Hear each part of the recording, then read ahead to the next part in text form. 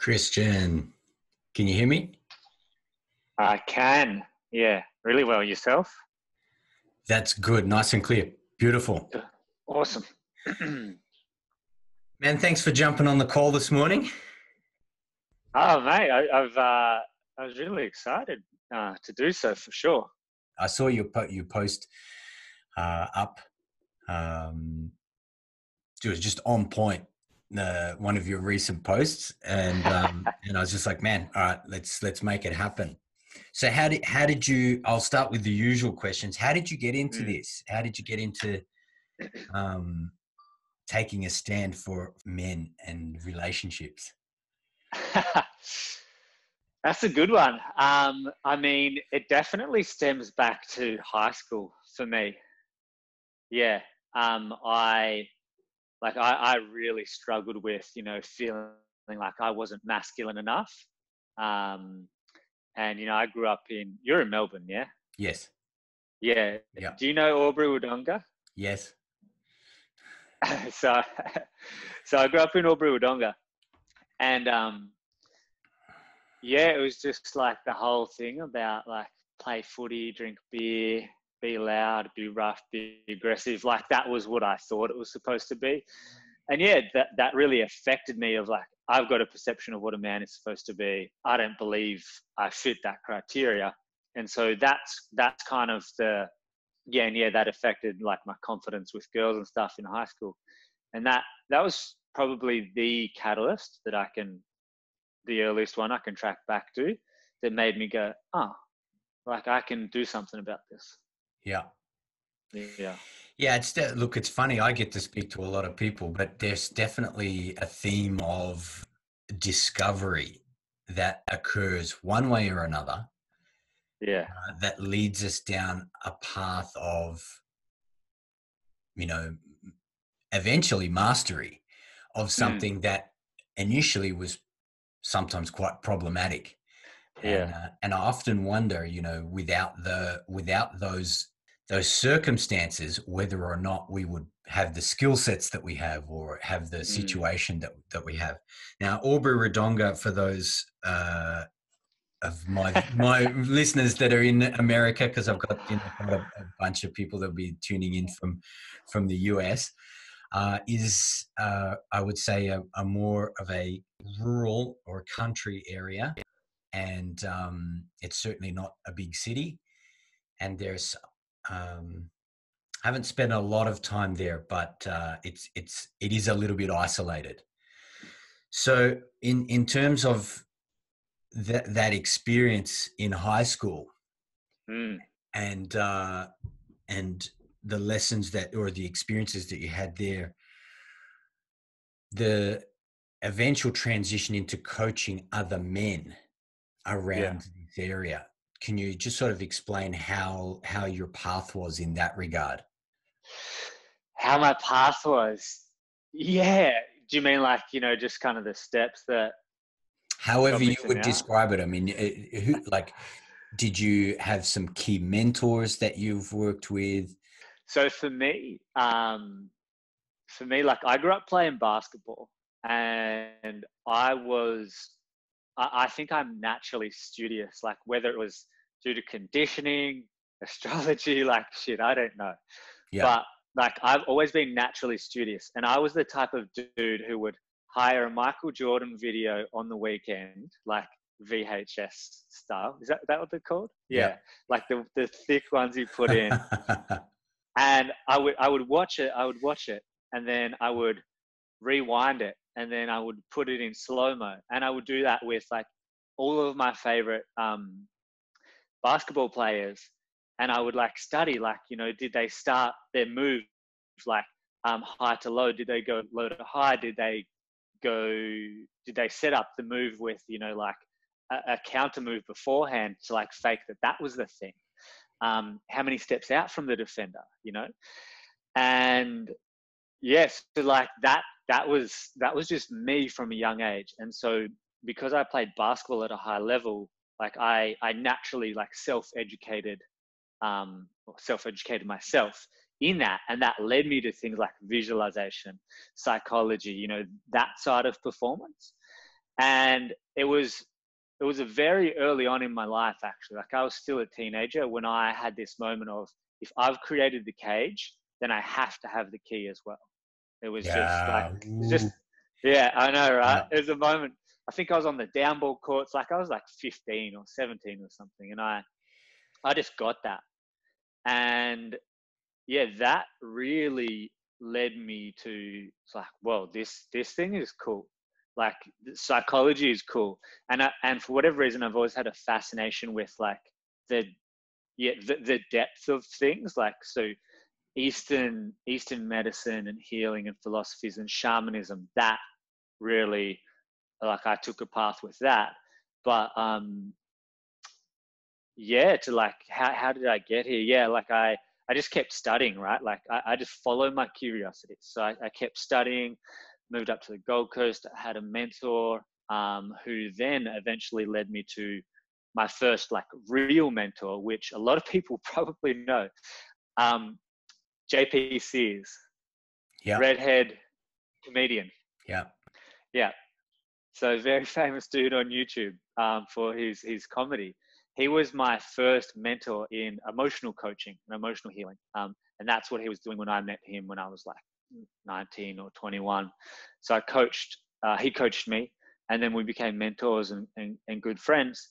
And yeah, that definitely played a key role in like shaping me as a coach and what I do and stuff. But yeah, I've just basically spent since about 15 studying, doing the stuff for myself.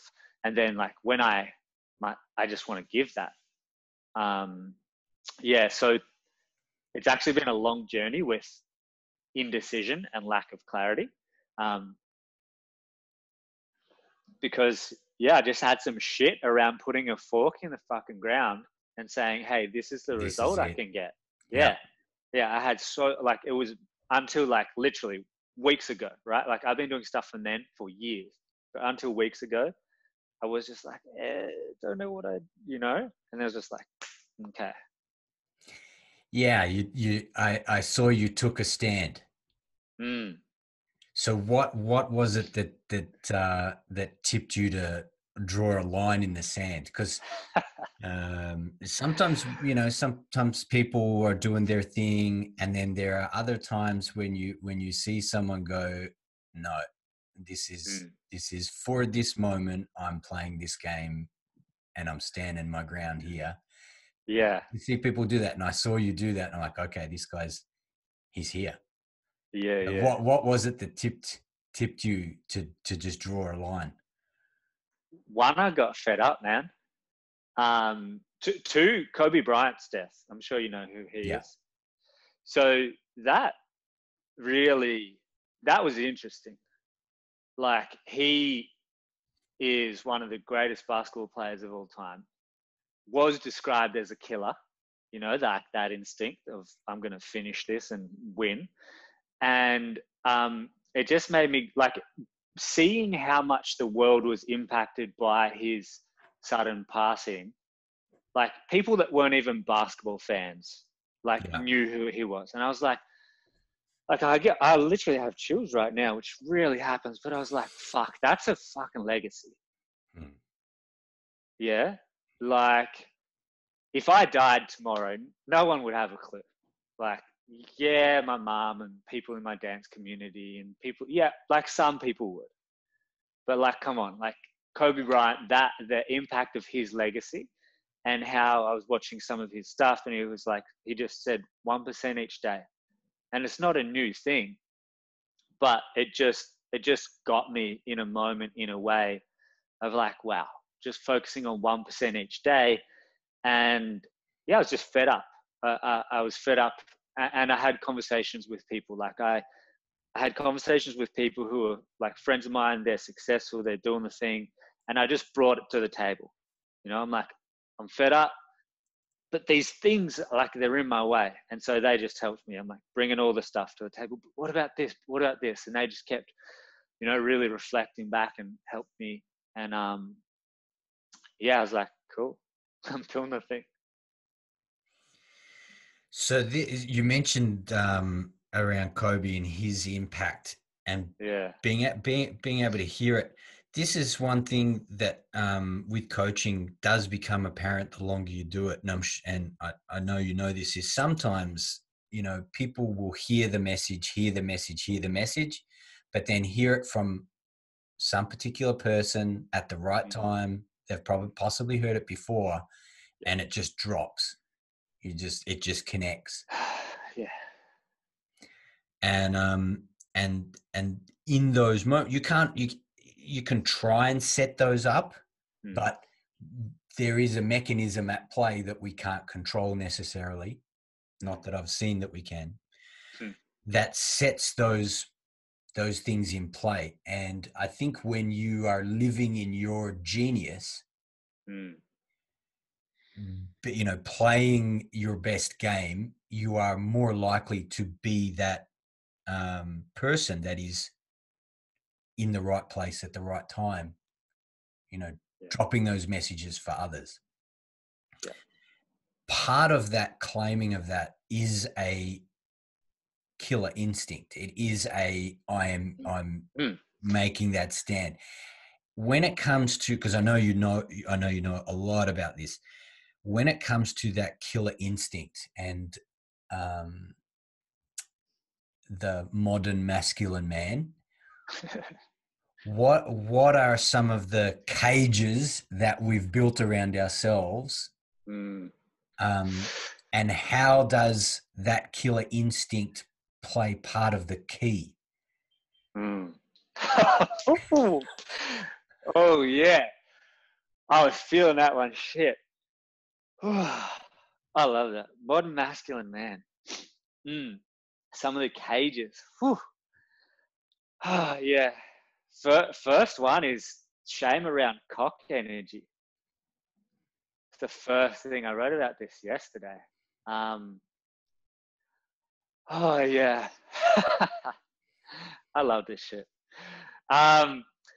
First, yeah, the first thing that comes up, yeah, is definitely around the shame of cock energy, which is for me like one element of masculinity is, yes, the killer, and it is like even the word executioner, like that is you're finishing someone's life, and that was someone's job.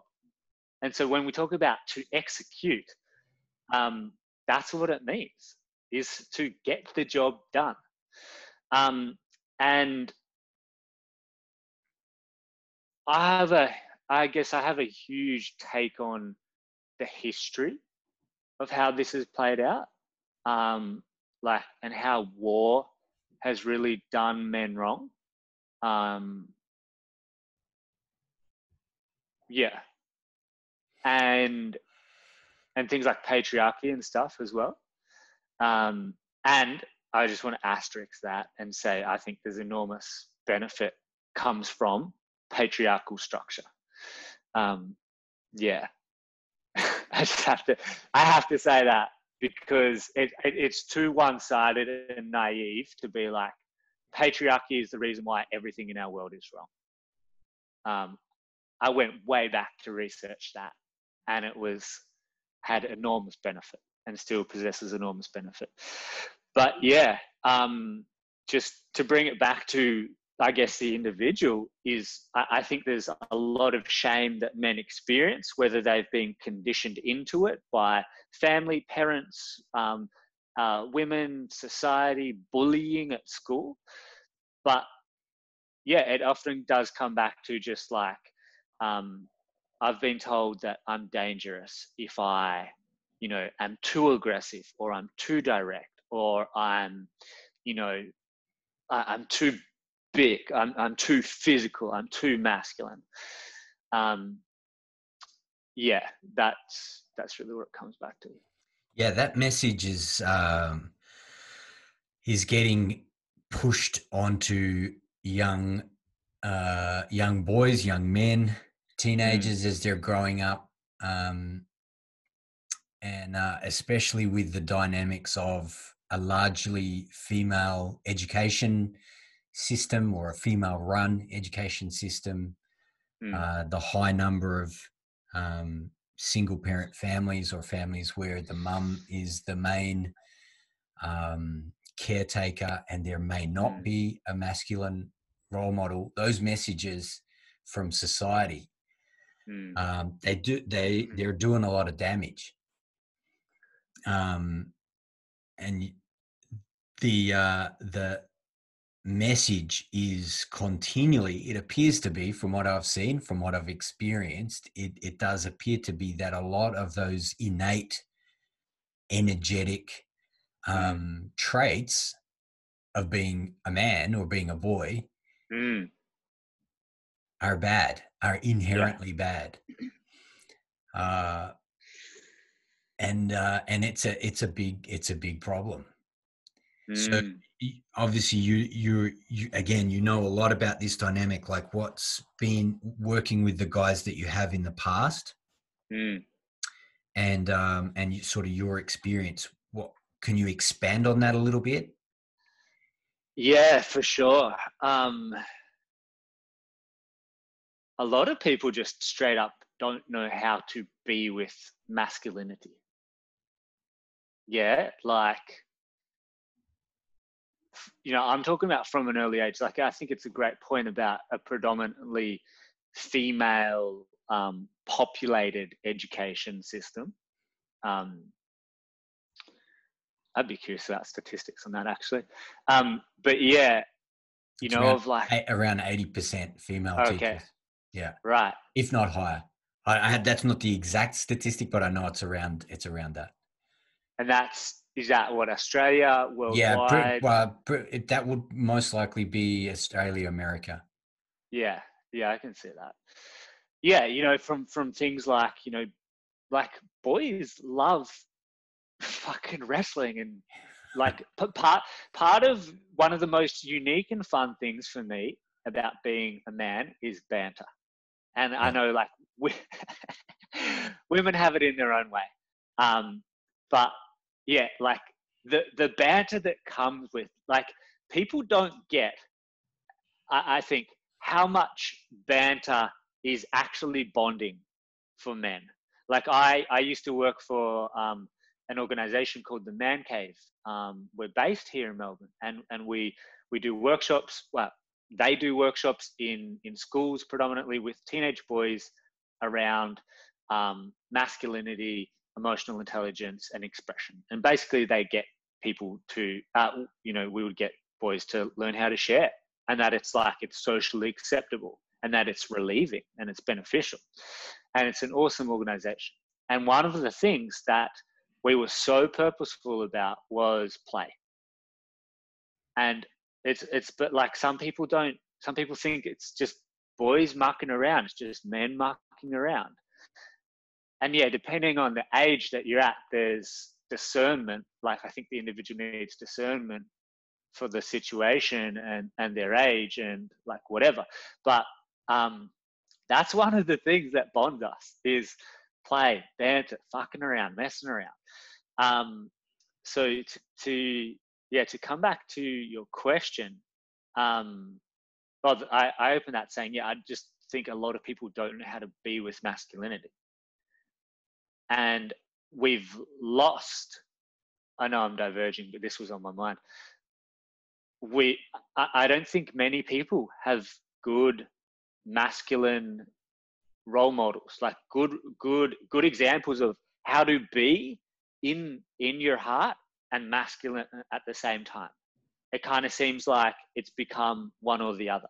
You know, like there was a big movement of, like, you know, new age spiritual guys who are like, they're all in their heart, but they have lost their edge, their balls.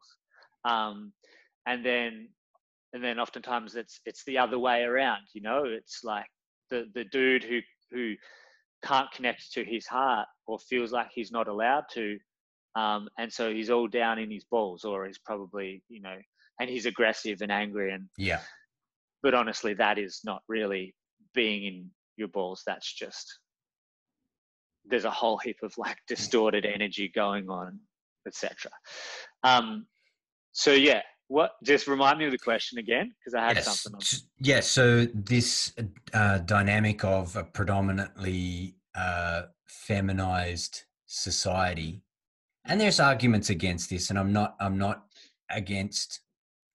To be very, very clear for some people that may have not heard me talk about before, I'm not against the feminine. I'm actually about integration Yeah. and the embodiment of you being who you feel yourself to be true, truly Mm. in this moment. And what I see happening for the younger generation, and I've been involved with this work for about 30 years in terms of coaching and working with men and working with women as well, but working with this dynamic is I've absolutely seen the suppression of that natural masculine interaction and that natural energy. Yeah. And there's a lot of reasons why that's occurred. Yeah. But in terms of your perspective and seeing this dynamic firsthand, where helping men of all ages be able to just talk back and forward. Yeah. How do you see this dynamic playing out with many men that have gone through that experience where it's not okay to be aggressive and it's not okay to be cocksure and it's Yeah. not okay to be to be assertive? Yeah. Those mixed messages, how have you seen that playing out? Yeah. Yeah, I really, the kind of the image and the feeling that I'm getting right now is of, it's kind of like a wet blanket, almost like a wet, heavy blanket. I see that for men, it can often become really dulling, like really dulling of just because there's an energy, like there's an energy that comes with being in your instinctual masculine. Like for me, that masculine is like focused, direct. Okay, I'm going to take the step. I'm going to do the thing. I'm going to hunt. You like in whatever area. It's like, hey, that girl is so gorgeous. I'm going to go talk to her. Like, oh, I want to create that in my life. I'm going to do that. Yeah, I really see like a pulling back and inhibition. Yeah. It's a definite. It's a second guessing. It's like, wait, fuck, am I allowed to do that? And like that's a good question. Like we have plenty of reason why like that should now be a question for men, but there's a spectrum of it. Like the Me Too movement clearly illuminated a lot of things that needed to be. Yeah. In terms of men's, just misconduct, their behavior towards women. And so like, there's reason to question that. And I see it's like, it feels like a questioning of every single angle. That's the image that I have of some men right now is like, okay, I can do, wait, no, I can't do that. I think I can, no, I can't do that thing either. Okay. And it's like, shit, it's like, another part to the prison. Okay. Here's another, and they're just getting kind of fenced in. Yeah. And that's implosion because men are humans and we have emotions. We feel things, but we've been told, you're a pussy if you go into your heart and you talk about feelings, and you're dangerous if you are too aggressive and too direct. and perhaps sometimes too expressive. So it's like, like I'm just seeing men like, oh, like, and it's fucking no wonder that suicide rates in Australia are higher than anywhere else in the world. Yeah. For men, what is it, 15 to, I think, 24 is I can't remember, but you would know as well. But yeah, so that's what I see. And on top of that, it's like, yeah, historically, men haven't been taught. I don't know where this happened, because I don't believe this would have always been the case. I'm really fascinated with Indigenous cultures. But yeah, just somehow, some way, men shut down their hearts and didn't know how to healthily express their sexual energy, their instinctual masculine. Yeah. Yeah. Well, historically, we've come through, several world wars in the last sort of Yeah. 100 years. And I think that has had a absolutely massive impact on that dynamic of it's not safe to be in your feelings, because playing too much in your feelings gets you killed, and you've got to go do some stuff that, if you feel, it fucks you up pretty badly. So you just got to shut those feelings down and take orders and do what's good for God and country. Yeah. And I think, we're possibly on some of the other side of that now. But it's definitely played a part. How do you see that dynamic of war? Do you see that as being a contributing factor? Oh yeah. Yeah. I was just thinking about that then. And like, I've thought about this plenty of times, and I don't think people, and I think I speak for myself right here. I don't think I have ever fully grasped, the fullness and the extent that war has had on men. Like, you can't kill someone and not have that shit fuck you up. Like, and you can't see that. And actually, it was only like 4 days ago, I was lying in my bed. I think I was thinking about Anzac Day, because of how those services have been cancelled due to coronavirus. And I was like, whoa, like, those, hang on, I actually got it. It was like, holy shit. Like, those men went to war. Like, they carried guns with them, got shot at, and shot other people. They would have had friends and people that they formed bonds with die next to them. And you literally can't go into shock and grieve that person who has a bullet through him, because you can't stay there, because you're next. And this is bringing up some emotion for me. Like, that fucking was not long ago. Like, there are men alive that can live and tell that. Like, that's not like 400 years ago from someone that, from writings. No, that's been in our lifetime. Yeah, absolutely. And the filter of that is massive. And to grasp that, I think is really important. Because it's like, shut up and carry on, because you have to, because you're not only fighting for yourself, you're fighting supposedly, and potentially, like, I don't know what's real and what was a lie, for your country and for the liberty and for the freedom. And that was men who went to war for that, and you can't come back from that not affected. Had one other thing on that.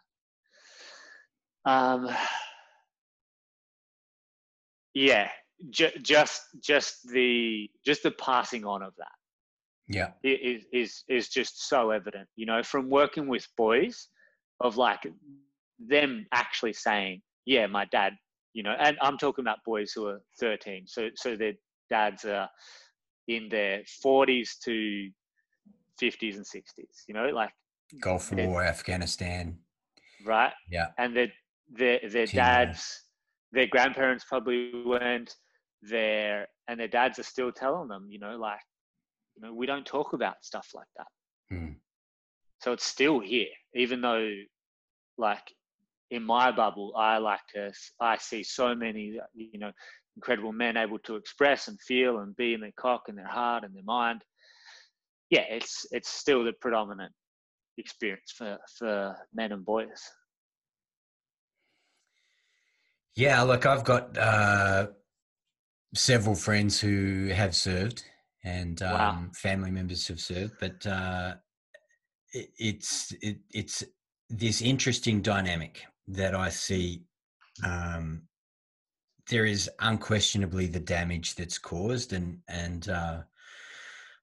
a lot of these men, when they come back, I mean, the suicide rates, as we were talking about, are incredibly high for Yeah.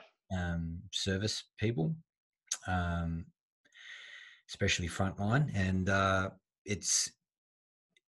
there's a definite sacrifice of something that happens. But the flip side of it is there is an incredible capacity that I see with men who have a big enough heart that would go to war for their families, that actually have the capacity to go do that because of those connections and what they believe in and what they stand for. So Yeah. there's this interesting paradox of like, yeah, God, it's a fucking mess. But at the same time, if you look at the what we were equipped with as guys, we actually, because of that huge heartedness, we actually have the capacity for it. Oh yeah. So there's this it's a complicated, complex, but interesting dynamic. So I'm going to circle back a little bit. We Great. were speaking about the cage Oh yeah. that we build for ourselves. What are some of the symptoms and signs for for a guy that you've built a cage around yourself? How does that Yeah. show up? The symptoms and signs. People pleasing. First one off the bat. You know, not being able to comfortably assert a boundary, comfortably and casually. You know, like it's okay to just be like, that's a no. You know, no. You know, you could say no. So people pleasing, I feel it personally. I feel it and can see it in people's bodies. I can see and feel if they're really soft. And this is not, again, this is bad and you should or shouldn't be like this, but I can see what it is and how it's not working. And I can see how it is working as well.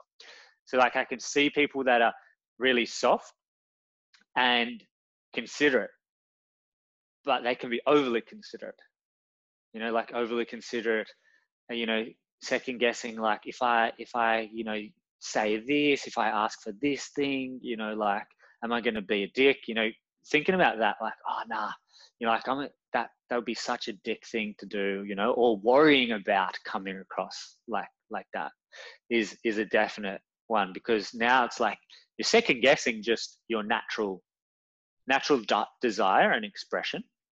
And like most men, like I've never met a man who doesn't have a beautiful heart when he's given the space to show. But yeah, just like I guess to frame all of this up, I have fascinated with this concept of true nature. Like one of my favorite sayings is nature is. So like even like let's take back meaning like, oh yeah, like the sun wants to shine. No, the sun just shines. Shines. Yeah. The sun shines. Yeah. Full stop. You know, trees, they sprout and they grow leaves, and then they shed their leaves, and then they grow more. You know, rivers, they just run, because that's what a river is. You know, sunflowers, they turn towards the sun. At some point of a year, fish, they swim upstream. And so we just have this nature, everyone. We have this true nature that I believe is beyond conditioning, beyond soul. It just is, you know, like, and if you look at yourself and track back through the years, I feel you can start to see, wow, like I've been interested in that thing. And I've thought about, you know, I've seen the world like that, in that, you know, unique lens since forever. And I feel like it's all encompassing of spirit, soul, personality, zone of genius, absolutely. And yeah, I believe we are most abundant when we just let our true nature express. And so, like, using that for any man or woman who's listening as a framework of second guessing what just naturally wants to come out is the cage. Yep. Because most men really are, like when given that space, like just such beautiful people with beautiful hearts. And so, like, yeah, I'll put an asterisk on that statement of like second guessing what wants to come out. But yeah, it's things like second guessing, not going after what you want, apologizing a lot.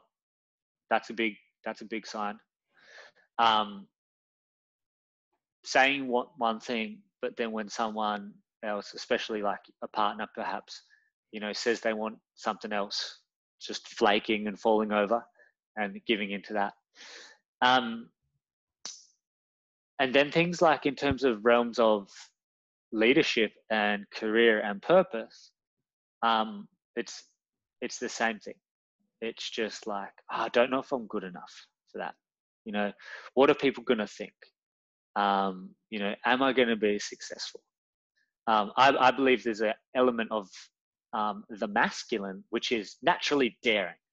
Yeah. Yeah, it's like, I want to just fucking take on the world and see what happens. Yeah. Yeah. So that's what I would say. So the masculine edge. Yeah. How I see the human experience, you're still going to have those doubts. You're still going to have those fears. It's not, I don't believe it's a bad thing to second guess or check yourself. I don't think those things are bad. But definitely as you get closer to your edge, certainly as a guy, you will run into those experiences where you will second guess. You will go, man, that goal is so big and so audacious, man, you know, like you will question yourself when you are pivoting a career. There can be a lot of like, you know, that especially when you have a number of skill sets and you can serve and live a fulfilling life in maybe a few different avenues. It can be quite difficult.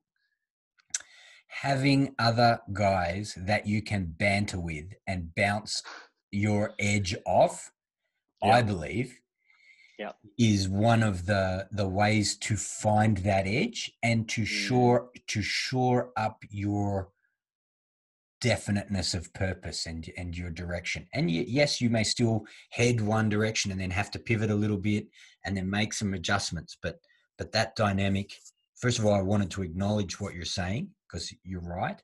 When you're second guessing, when you're apologizing, where you're the typical nice guy trying to please everybody, but having a lot of hidden desires and secretive wants and hidden agreements, where you're doing one thing for a particular outcome without it being out in the open. So a lot of attachments that way. yes, that's problematic. But as you do explore your limits, you will find shit that you do second guess yourself, and you do have failures, and you do have the area that you were talking about before about having other guys that you can communicate with and connect with, I believe really helps harden or forge that edge where you go, yeah, you know what? This is the feedback that I'm getting, because you're being, especially when you're truthful and you're actually saying what you think and you're showing what you feel and you're standing in your values and you're claiming what you want. When you do that around other men, you'll get very real feedback, especially other men who do that. Yeah. So I first of all, I want to acknowledge what you're saying, but I do want to say that when you are around other guys that are on their edge and on their game, you'll get feedback of, nah, don't fucking do that, or shit, you should really fucking do that. Why haven't you done it already? What the fuck are you doing? Yeah. I guess I think that's spot on.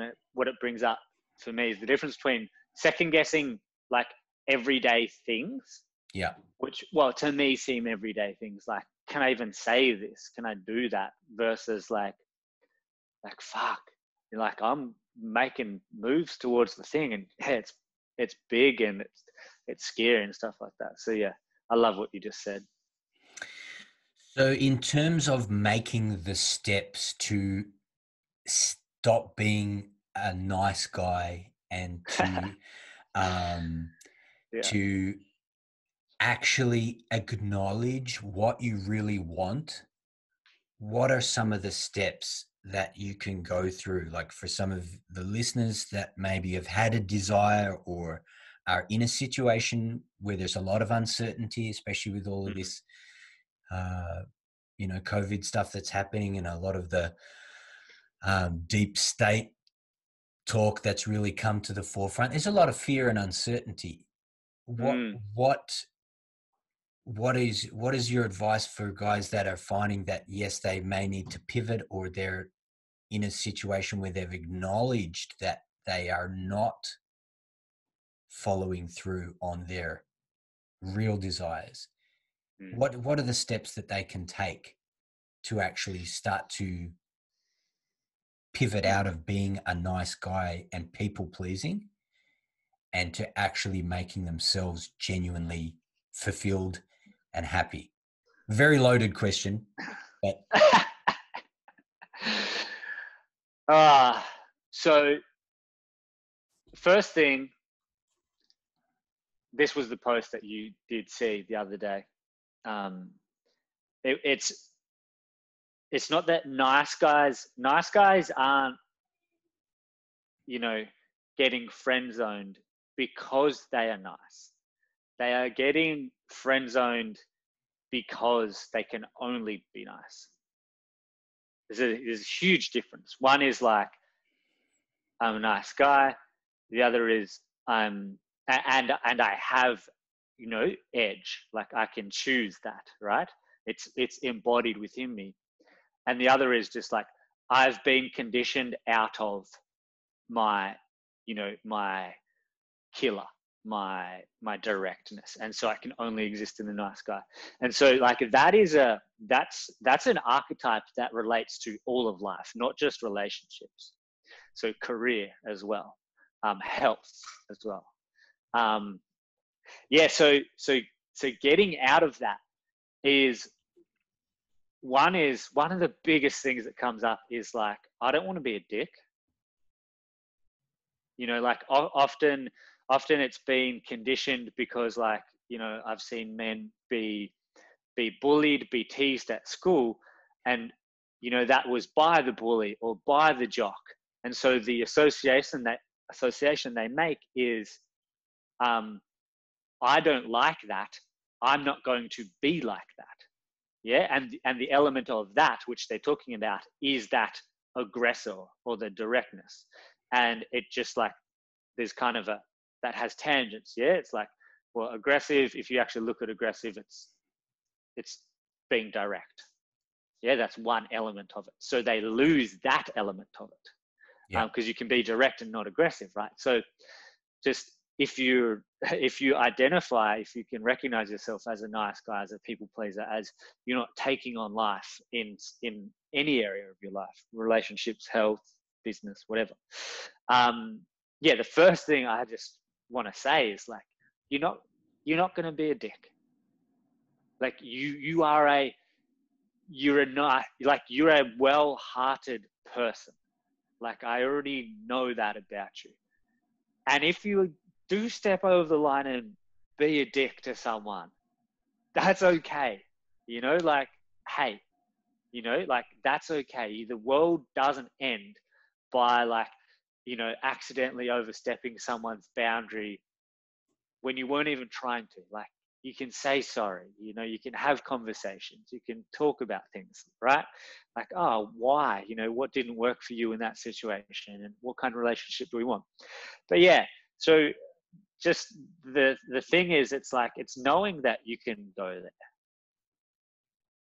knowing that it's possible to like be in your heart and be direct. And yeah, back to the top of what we spoke about is like, guys seem to go one way or the other. So it's just possible. Yeah. The way that I work with people is undoing what's there, really. I don't tend to give people strategy, because I feel like strategy without addressing the underlying, like the energetic complex that is creating it, it's useless. So how do you clear an energetic complex? What are some of the ways that Yeah, can be done? great question. So practical. Feel. So feeling is the key for me with everything that I do with people. Is I like, together we get to the root of the thing, and then I'm like, okay, you're gonna feel that.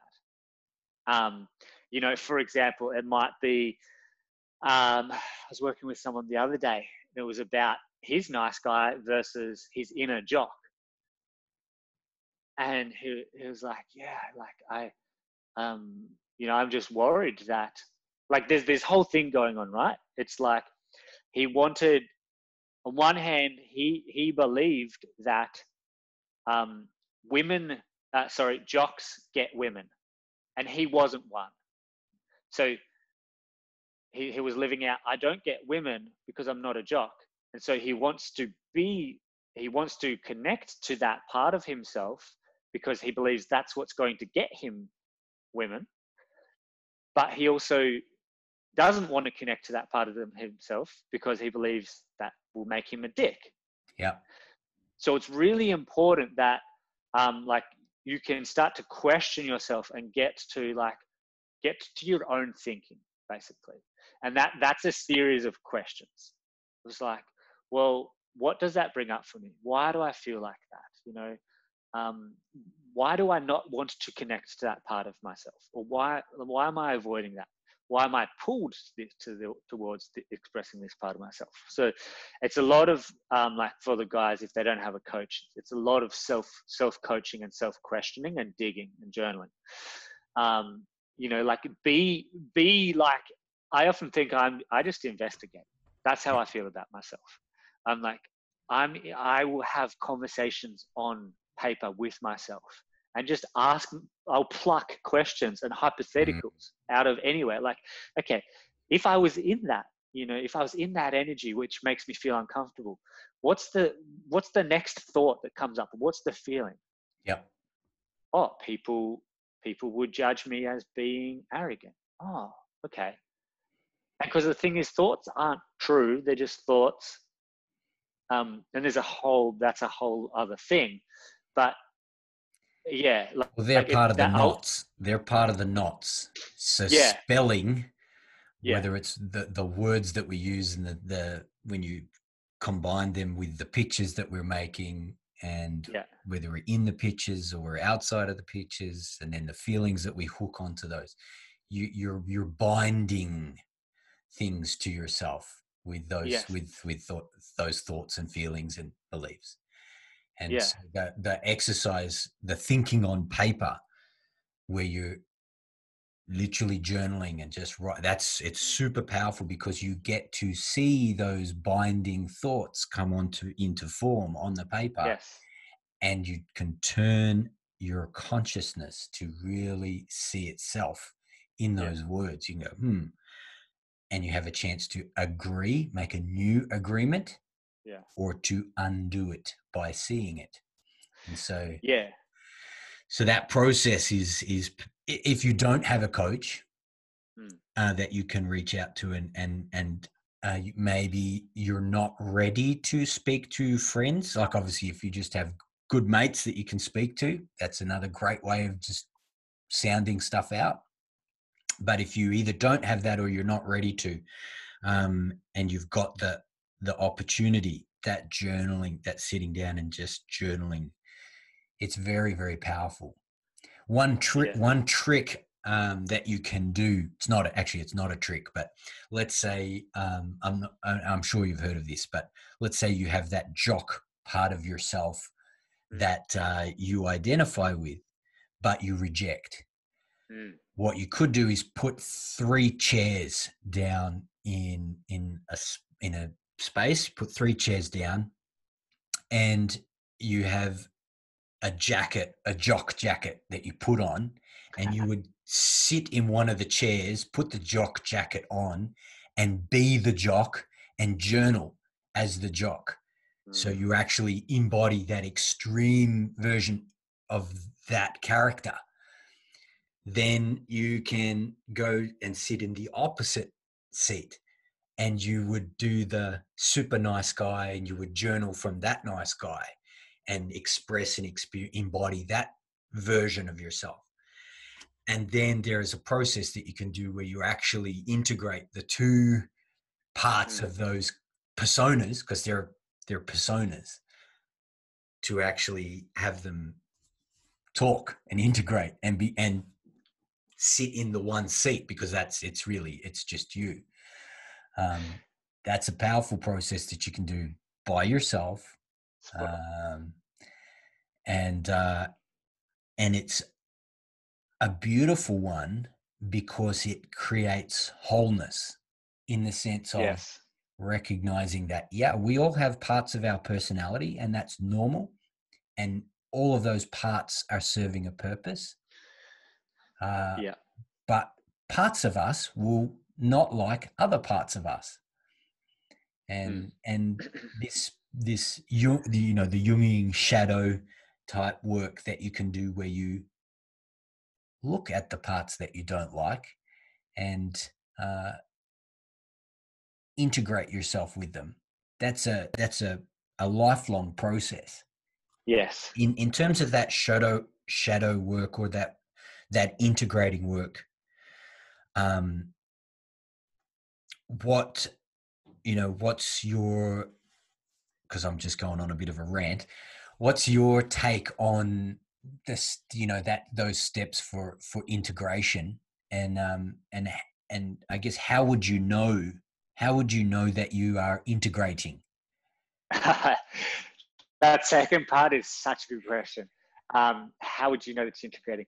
Yeah, I love what you said, and I want to add, like, that is something I do with my clients. I have them imagine that they are, like, once we get to the root, Yep. we feel the thing. So it's like, actually feel what it's like to be arrogant.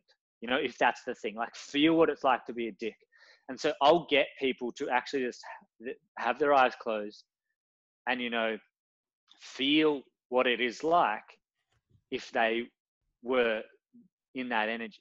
And actually, there's often a step further, which is like, something will happen. Yeah, is like, if I'm this, then this will happen. So often, like, that is generally the deepest part. And so it's like, okay, feel that.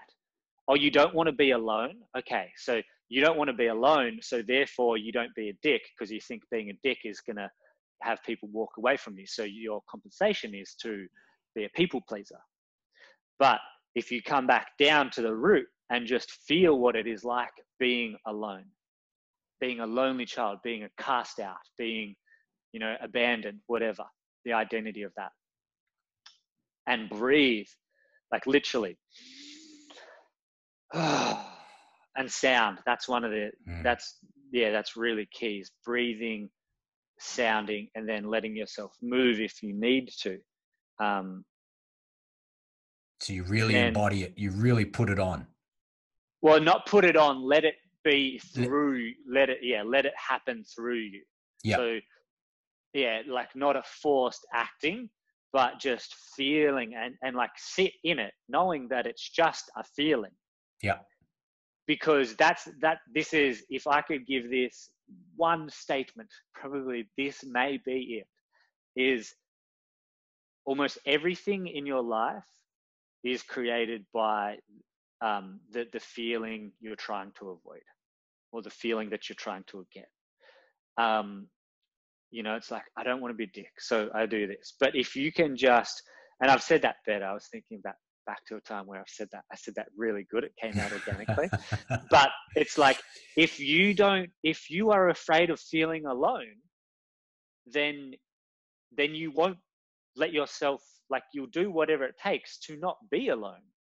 And that's an issue, because the moment we decide, okay, I don't want to feel that thing, okay, I don't want to feel that thing either, okay, I don't want to feel that thing, then now you are wrapping yourself in compensation and avoidance patterns. And if you can actually just sit and feel, oh, I'm okay with feeling alone, it's like, you know, that thing blows up. Oh, I'm okay with feeling judged, that thing blows up. And it's like, oh, now these, like the straitjacket I'm in, it starts to loosen. Yeah. And this is why, back to saying things about strategies don't work if you don't address the underlying energetic root of it. So when you're working with a client, let's say that's come up where they're doing things to please, because, and in discussion you discover that they've avoiding the feeling because they have a belief that being alone is bad. Yeah. Do you, with them, explore when the first time they felt that? Do you actually when you talk about root cause, are you saying finding childhood experiences? Good question. Sometimes I used to do that far more than I do now. Now, because it's still playing out, right? So if it hasn't been addressed, it's still playing out. So I just go to the feeling and then sit with it. And breathing is super important, because breathing will help to loosen and ease muscular armoring, which is a thing by what's his name? Bioenergetics. No, Alexander Lowen. No, but it sounds good. I like this name. Yeah, so Alexander Lowen is, I believe, a psychotherapist, but he created bioenergetics, and he was one of the first therapists to go, hang on, the mind and the body aren't separate, and they reflect each other. Yeah. So muscular armoring, the phrase I use more often is emotional knots. Like people that have tied themselves in emotional knots, you can see that in their body. And so breathing actually helps to ease literal muscular armoring, muscular tension, and nervous system tension. So that's why the feeling is important, because you can sit and go, oh, I'm okay with this feeling. Now I don't need to do it.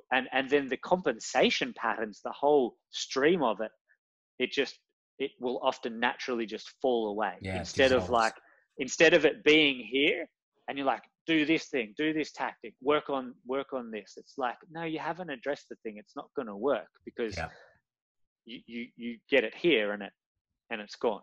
So to come back to your thing about shadow work and how you know that you're integrating, like continuing on from that last statement, shadow work is some of the most important work possible, I believe, that we can do. Because when we go into our shadows, we illuminate the thing that is controlling us. We have to go there. And when we know that we're integrating, when the result that was occurring in our life is no longer occurring, or so it either just goes, or it no longer has the same effect on us. So maybe, someone says, maybe we've integrated our inner arrogance, the part of us which is like the dark masculine, the taker, the user and the abuser. And we've actually sat with that. And like, we're comfortable. And someone says, oh, you're such a dickhead. Like, you just use people. Previously it's like, oh, fuck, I'm so sorry. I'm so sorry. Like, I will never do that again. And then having integrated, either that thing just doesn't happen, or that person says that to you and you're like, it just doesn't have that effect. Yeah. You're not cowering. It's like, and you can be with that and hear that, and it doesn't hit you. Like, it doesn't, oh, okay. And perhaps they have a point, perhaps they don't. That's kind of besides it, but it doesn't hit you and affect you and then like make you build another compensation pattern or something like that. Yeah. So if you're finding that you're being triggered by something, like you're catching a dynamic happening, you've mentioned journaling and you've mentioned identifying those feelings and actually embodying them. Is that something that you can be doing as a daily practice or as a weekly practice, or is that just as needed? Like, what is that practice of working with triggers? Yeah, that's a good question. Yeah, that can be a super voluntary practice. Like that, I would attribute my connection with myself and therefore ability to see it in other people with like hunting, like hunting the things, because just for me, I've always known, like, every trigger that I find or thing that I'm uncomfortable with, I work through that. I do my processes. I'm every time I do that, I'm another degree free. And so, sometimes things will come up. I'm like, oh, wow, that's an interesting thing. Like I feel it. The recognition is the emotion in my body. I'm like, oh, wow, I'm really triggered by that. I'm uncomfortable by that. Then I'm like, cool, new avenue to go down. Yeah. Or sometimes I will just be like, okay, I want to work with money right now. I want to work with like very specific things, right? Like, so like, I want to work on my ability to put out a post and have clients come in and just message me and say, hey, I want to work with you. You're like, no questions asked. Like, I want to work with you. And I say, yep, great. It's going to cost this much. It's going to cost X thousands of dollars, whatever I want.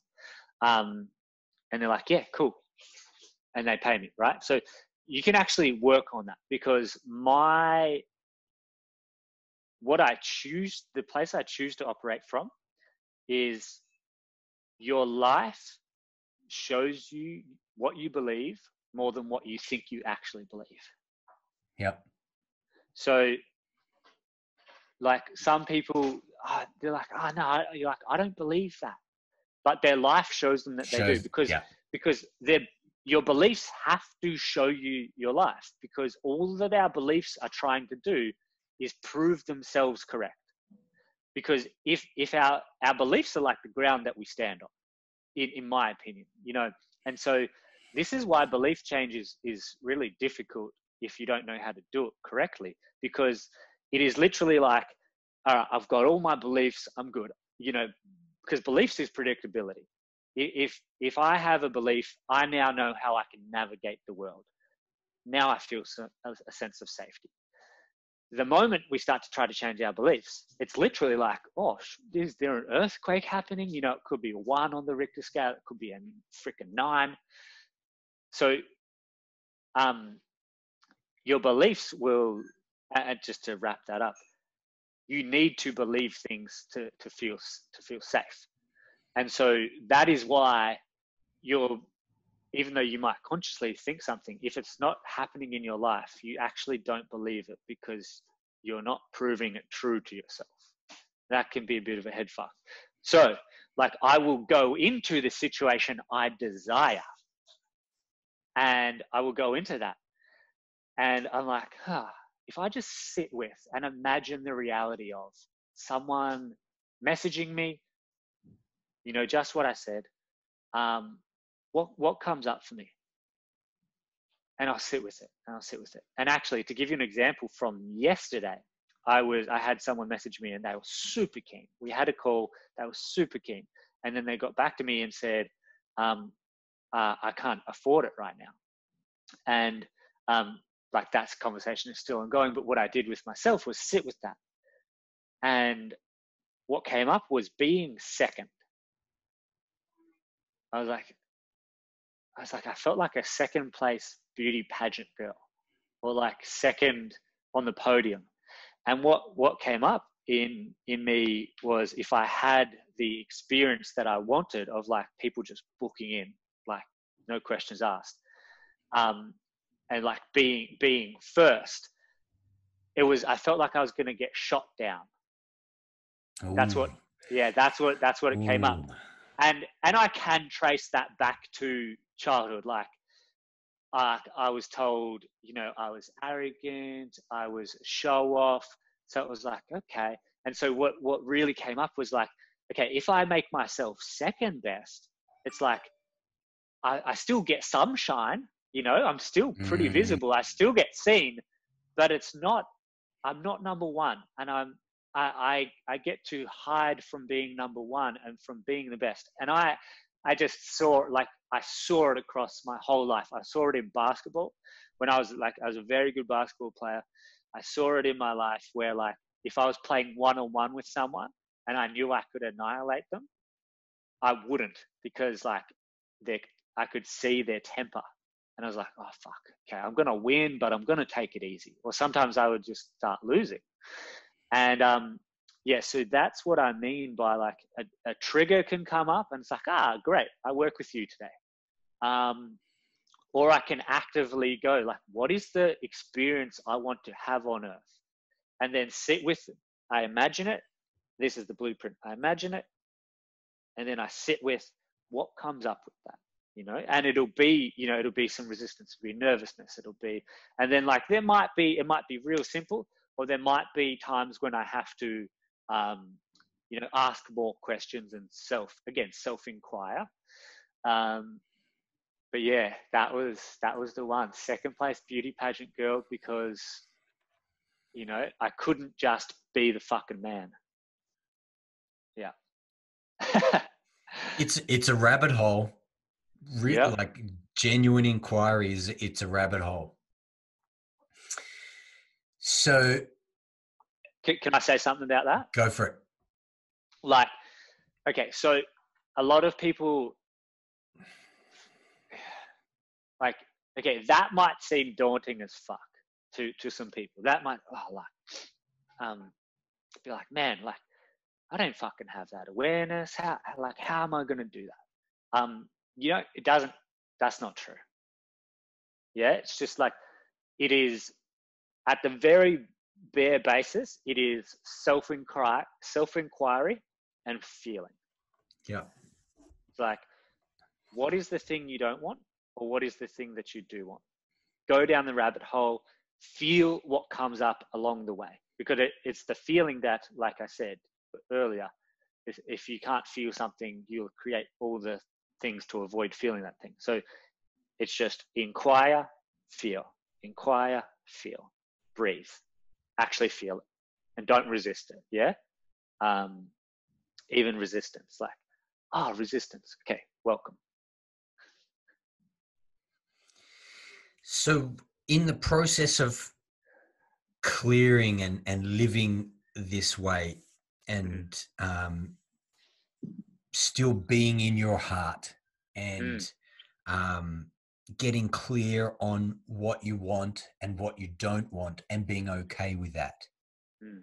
In the process of that, something that I see arise as a masculine dynamic is the emergence of a sovereign identity where the feeling of being in power, being connected, but also being clear about what direction you're going and what you want and what you don't want. It has this king dynamic to it. Yep. Can you maybe discuss that, how that comes about, and then that stepping into that sovereign leadership, self-leadership, and Yes, I can. Yeah, keep going, keep going. No, go for it. Go for it. Yeah, I bet King has been coming up heaps to me in this conversation. So, the first thing when you talk about clearing, I want to give a which metaphor? I'll give the one about the hose. Okay, so imagine you've got your garden, you've got your hose, and then you've got the water source. And so I liken us to the hose. People, we are hose. That sounds funny to say. The garden variety. So ideally, you turn the tap on. That is the source, whether you want to call that source God, spirit, divinity. It flows through the hose and onto the garden. And your garden gets magnificently watered and it flourishes and grows. So if there is a knot in that hose, the water can't flow freely, no matter how hard you turn that tap on.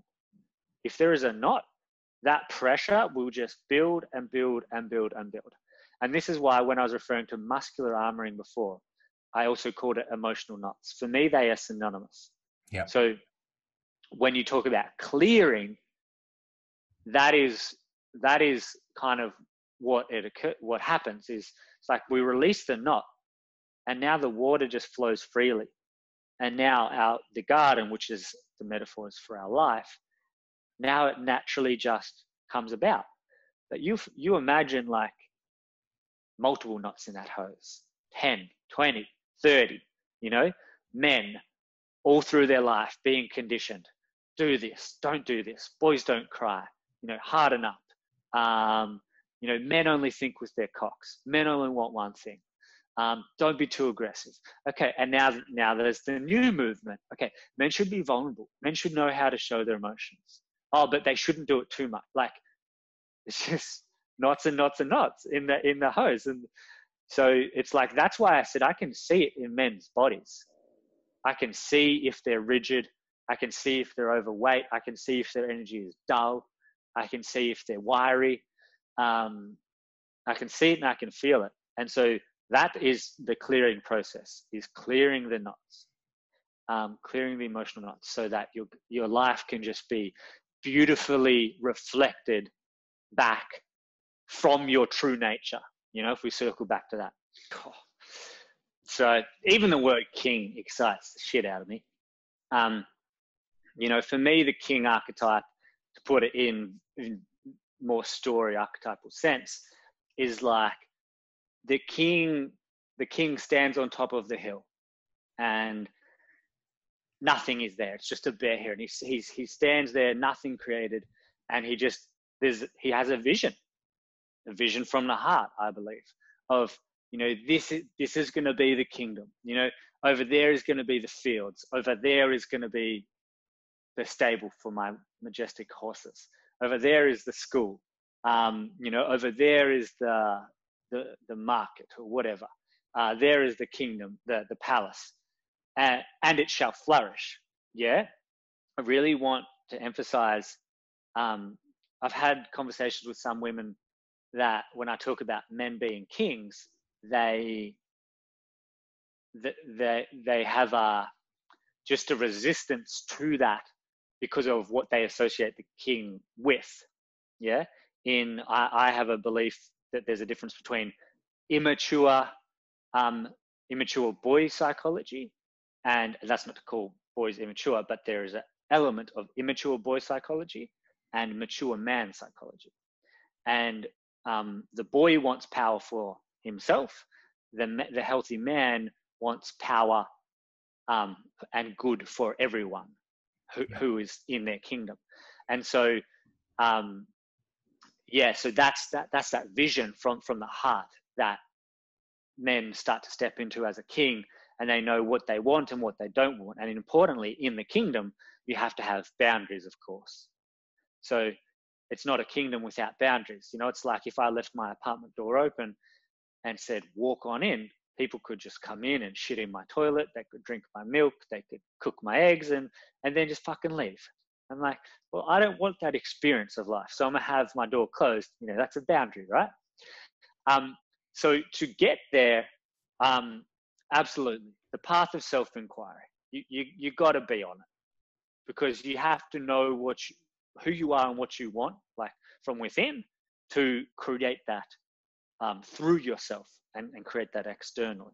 So I believe that there are 4 key things that anyone has to feel to connect to their heart to the fullest.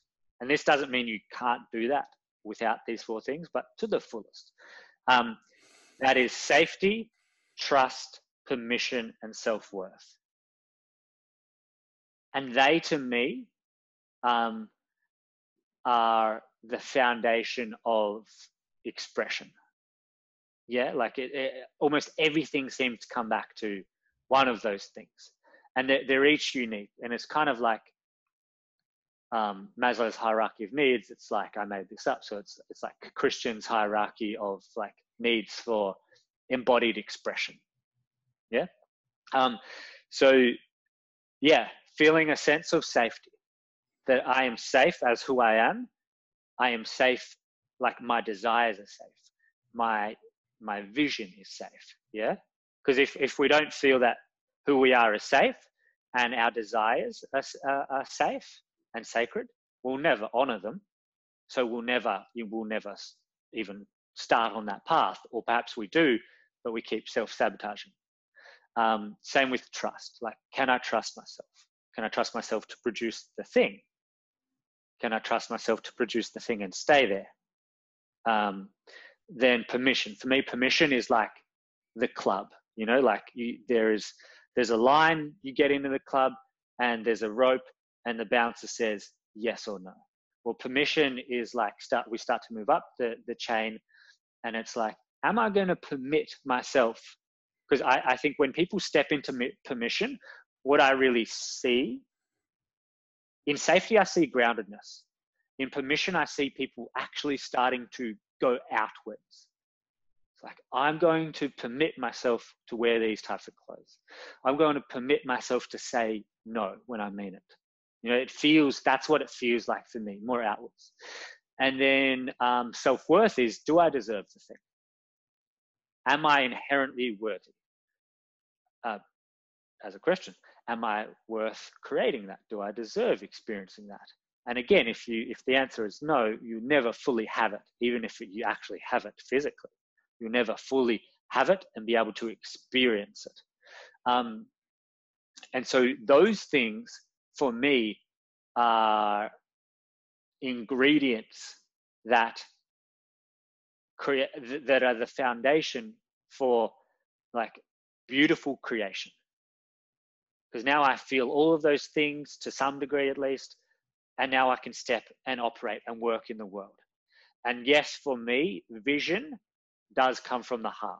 So it's really a question of knowing, what do I want? And look, honestly, a lot of men don't feel they're allowed to consider that.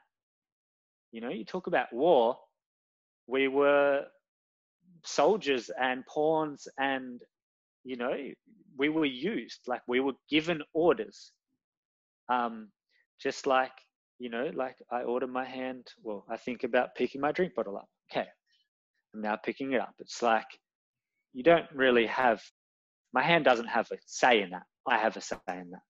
So yeah, again, you filter the whole thing about war through to this, And just a lot of men have never stopped to consider, or they felt, oh, it's selfish, I've got to put other people first. So there's a whole heap to that. But yeah, it's really like, you just get to ask the question, because you're allowed to. What do I want to experience? Who do I want to be? What do I want to have in my kingdom? How do I want life to be for me? Beautiful. So one of the questions I like asking people is, which it often brings up a lot of stuff, is I've asked myself. Oh, my microphone. Hold on. Oh, I'm back. My microphone just dropped out for a sec, but it's come back. Yeah. I had an experience a little over a year ago where I had a stroke, and I ended up in hospital. And in the neuro ward, there's a lot of processing going on, but contemplating what was left undone in my life, the things that I had yet to, or I had not completed, things that I felt, the many things that I was like, yep, I could go now, but there were still some things I'm like, I haven't done this thing, or I didn't get to complete that thing, or there's relationships with unfinished business. I'm like, I need to sort that out. The question is, what do I need to do before I die? And I've asked myself this, many times. It can be just as the same as saying, okay, what do I need to do today? Because each day is a death in a sense. The day gets spent and you can't get it back. So each day, the things that you put your attention to, that's it. That's it. That day is gone. What do I need to do today? What do I need to do this week? What do I need to do this month? And the big one, what's important to me before I die? When you sit with the question, what do I need to do before I die? And another one is, how do I want to be remembered? What comes up for you? What are some of the things that you want to experience, or things you want to achieve? Yeah. First thing, like before I die, or when I die, yeah, it's that I swung for the fences.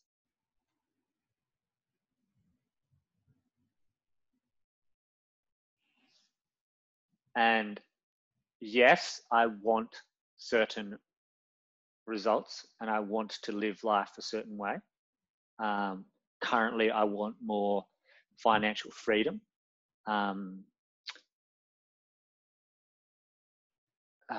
That's probably top of the list.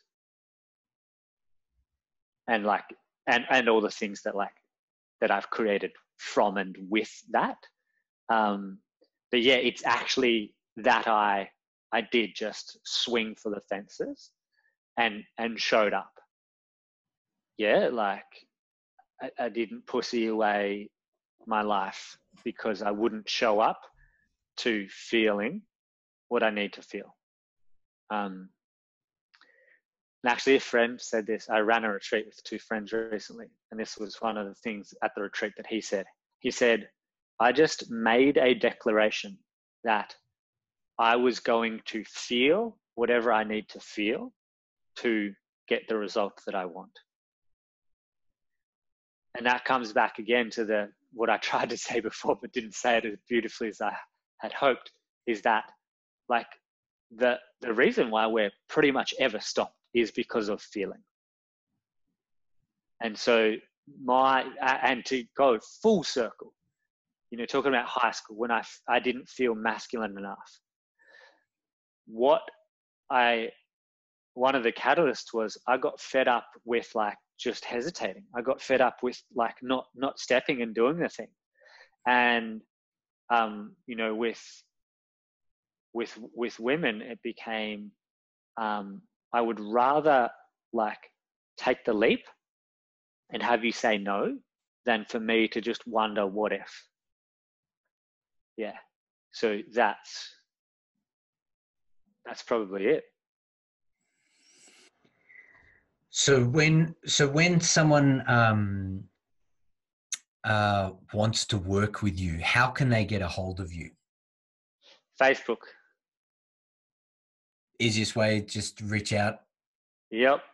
Send me, no doubt they'll be able to find me through this. But yeah, just send me a friend request, and or definitely a personal message, whether you send the friend request or not, and just say that, yeah, you saw me, heard me here on the podcast, and you're interested in some coaching together. Beautiful. Just who are the types of clients that you're typically working with? Yeah, so I'm really focused on my work with men right now, although I do work with some women. But yeah, it's men that they've often started the journey a little bit. So like, and I mean, if they're listening to this podcast, they're already on that journey, right? But yeah, it is my thing to go with my Facebook slogan is that I help awkward guys get comfortable with women and have authentic, fun, and meaningful relationships. So it is mostly around relationships with men to women, being comfortable, being able to be in their heart, being able to be in their balls, like bringing that dark masculine.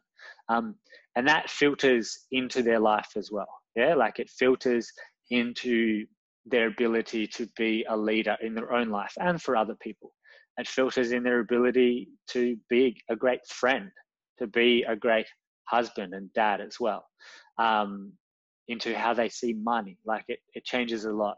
But yeah, kind of the umbrella of which that is all kind of coming in through is definitely helping men have great relationships with women, whether it's, you know, dating, whether it's a marriage, whether it's a divorce, whether it's getting back into it, whether it's, you know, better sex, better communication, just being comfortable.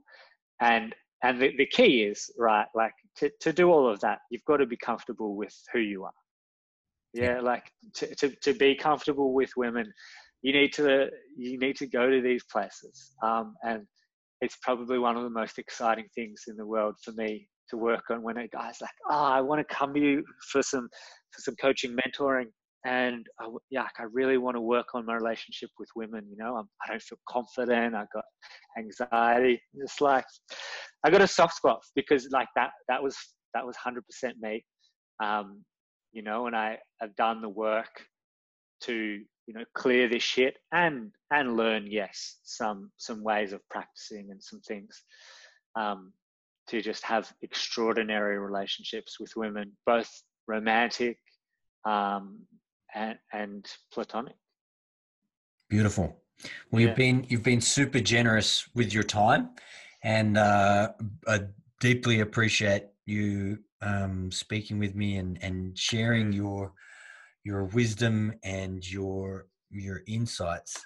And again, I'd certainly encourage any of the listeners, if you have the opportunity, to reach out to Kristian and to work with him. Thank you, Jeremy. Yeah, My pleasure. It's been so awesome, man.